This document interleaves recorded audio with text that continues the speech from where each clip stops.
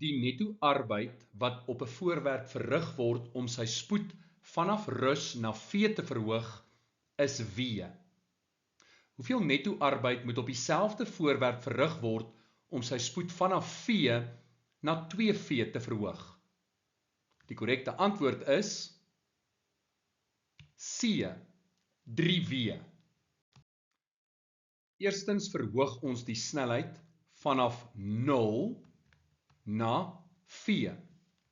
Nou ons weet dat die netto-arbeid verrig op die voorwerp is gelyk aan die verandering in kinetiese energie. Met ander woorde, 'n half m finale snelheid gekwadreer minus die aanvanklike snelheid gekwadreer.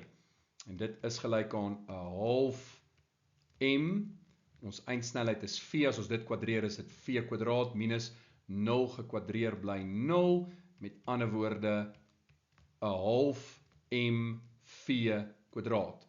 En in hierdie vraag is dit gelyk aan W.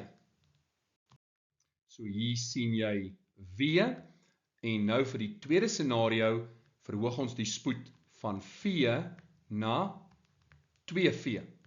So, netto-arbeid verrig is die verandering in kinetiese energie, dit is 'n half m, finale snelheid gekwadreer minus die aanvanklike snelheid gekwadreer, dit is 'n half m, die eindsnelheid is 2V, as ons dit kwadreer is dit 4V kwadraat, minus die beginsnelheid is net V, so dit is V kwadraat.